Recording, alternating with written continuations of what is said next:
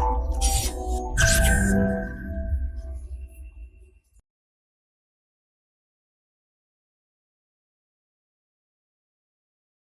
everyone, this is Prem Sudhani coming up with the next round of our daily prelims current affair quiz, and in this current affair quiz we are going to discuss the current affairs of 19th November in quiz format, right?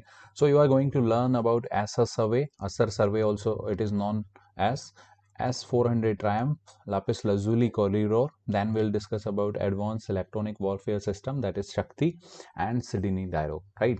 तो चलिए शुरू करते हैं। सबसे पहले the question number first says with reference to annual status of education report, consider the following statement.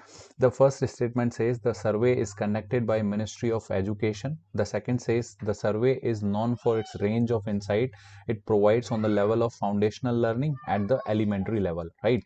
So these are the options available with you. तो आप इनमें से बताइए क्या सही होगा। तो इसका आंसर जो है वो मिनिस्ट्री ऑफ एजुकेशन का ये सर्वे नहीं है, ये एक एनजीओ है जिसका नाम है प्रथम। तो ये एक बहुत ही ट्रस्टेड एजुकेशन सर्वे है जो प्रथम ऑर्गेनाइजेशन कराता है। तो this one statement is wrong, the second statement is true, right? क्योंकि ये जो है बहुत ही इंसाइट्स देता है specially on the foundational learning at elementary level. तो this statement is true, the answer would be two only. लेकिन यहाँ पे थोड़ा सा और हम देख लेते हैं, जो अभी 2021 का सर्वे हुआ है टेलीकॉलर बेसिस, यानी कि फोन करके हमने इनपुट्स जाने हैं स्पेशली उन पेरेंट्स के, उन चिल्ड्रंस के। इसमें कुछ इंपॉर्टेंट जो चीजें हैं वो मैं आपको बता देता हूँ। द फर्स्ट थिंग वाज कि जो गवर्नमेंट स्कूल्स हैं स्पेशली उनमें आपका एनरोलमेंट बढ़ा है, ठीक है। और उसके पीछे रीजन ये है कि जो लॉकडाउन है, जो कोविड सिचुएशंस हैं, उसने पहली बात तो जो छोटे प्राइवेट स्कूल्स थे वो बंद कर दिए, तो प्राइवेट स्कूल्स बंद हो गए। दूसरा, जो माइग्रेंट लेबर्स थे वो अपने जहां जगहों पर लौटे हैं वहां पे गवर्नमेंट स्कूल्स में जो है उन्होंने एडमिशन दिलाया है अपने बच्चों को। The third thing it says is कि because of poor economic conditions also लोगों ने गवर्नमेंट स्कूल की तरफ का रुख अपनाया है। तो आप ध्यान रखना कि गवर्नमेंट स्कूल्स में जो एनरोलमेंट है वो बढ़ा है, एक तो ये इंपॉर्टेंट है। दूसरा, यहाँ पे डिजिटल डिवाइड, ठीक है, वो काफी ज्यादा है, ये हाईलाइट किया है इस रिपोर्ट ने। डिजिटल डिवाइड ज्यादा है, यानी कि जो बच्चे हैं उनको क्लासरूम अटेंड करने के लिए जो स्मार्टफोन्स वगैरह चाहिए होता है वो सब अवेलेबल ज्यादा नहीं है। This is the digital divide, ठीक है।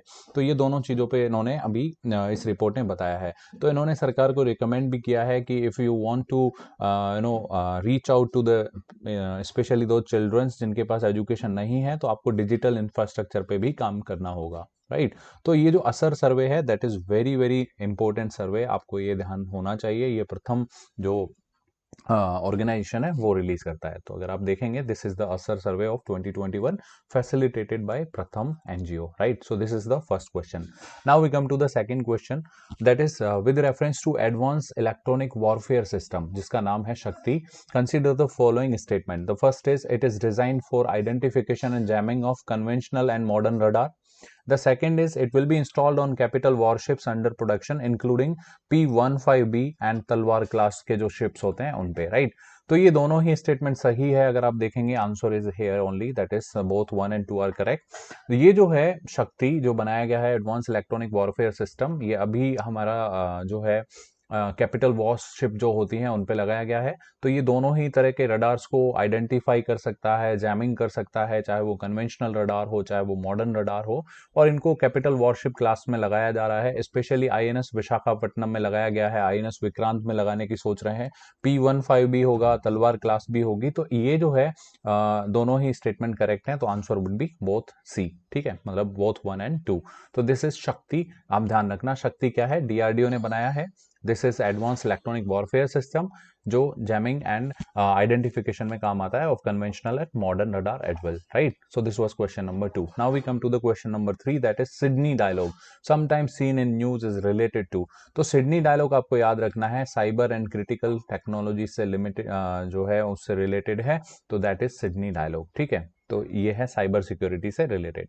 Now we come to the question number 4 and that is about with reference to S-400 Triumph missile system. Consider the following statements.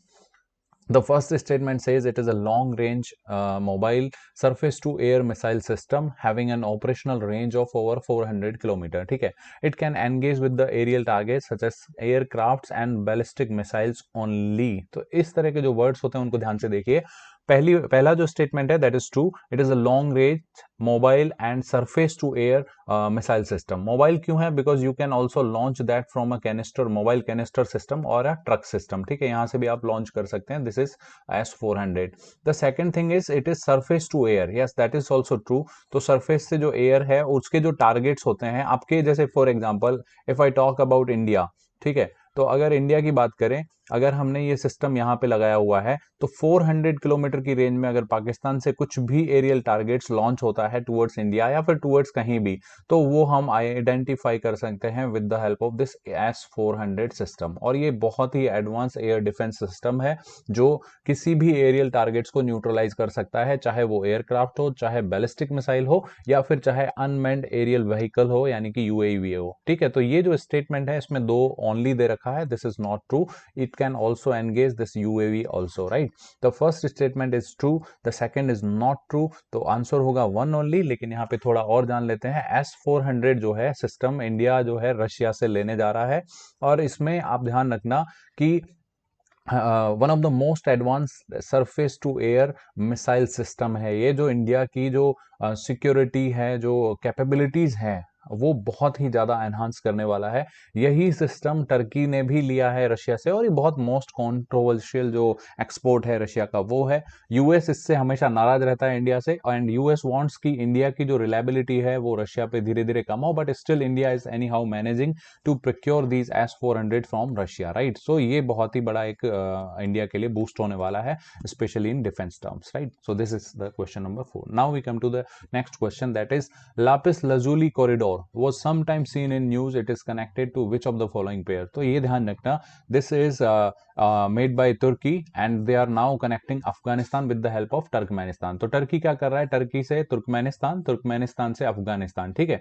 तो ये कनेक्टिविटी जो कनेक्ट कर रहा है that is lapis lazuli corridor.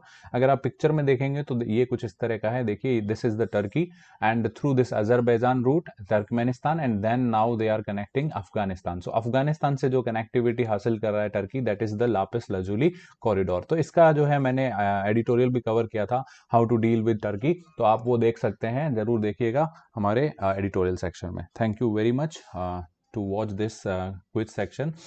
इसे आप शेयर एंड लाइक जरूर कर सकते हैं, एंड मिलते हैं नेक्स्ट राउंड में। Thank you once again. Current Affairs by Forum IAS is an all-in-one program that covers the dynamic aspect of the syllabus from both prelims and mains perspectives.